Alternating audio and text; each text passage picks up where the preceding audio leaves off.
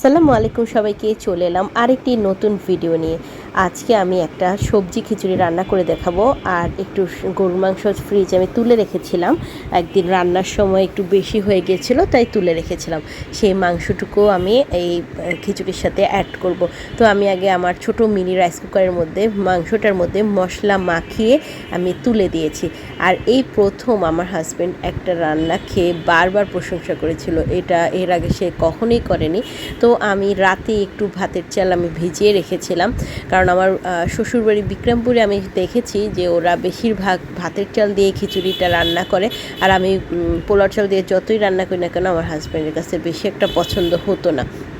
তো সারা রাত চালটা ভেজানোর পর চালটা কিন্তু খুব সুন্দর লম্বা আর চিকন দেখাচ্ছে। আর আমি এই যে চালের অর্ধেক পরিমাণ মুগ ডাল আর মসুর ডালটাকে আমি এই চালের সাথে মিশিয়ে 2 থেকে 3 বার খুব ভালো করে আমি ধুয়ে নিয়েছি।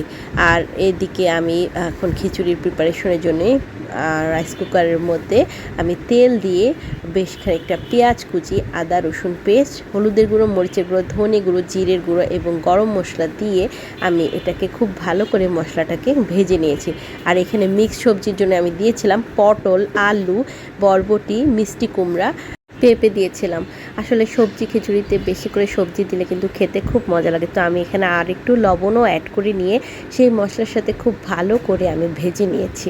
আর ভাজতে ভাজতে যখনই আমার মশলার তেল এক সমান সমান হয়ে এসেছে তখন আমি চাল আর ডালটা যে ধুয়ে রেখেছিলাম সেটাও দিয়েছি। দিয়ে আমি এইটাকেও সেমভাবে আমি ভাজতে শুরু করেছি আজকে। আর এই ভাতের চাল খিচুড়ির মধ্যে আমি একটা 5 টাকার ম্যাজিক মশলাও অ্যাড করেছি। আর ওই যে রান্না করা গরু মাংসটা ছিল সেটাও ঢেলে দিয়েছি। আর এখন সব শেষে দিয়ে দিলাম একটু ধনে পাতা কুচি আর পেঁয়াজ আর রসুন দিয়ে আমি একটা বাগার দিয়েছিলাম। আর খিচুড়িটা খুবই মজা হয়েছে। তারাও ট্রাই করবেন এই বৃষ্টির দিনে এইভাবে একটু খিচুড়ি রান্না করে খেতে খুবই মজা লাগে। ধন্যবাদ সবাইকে। আসসালামু আলাইকুম।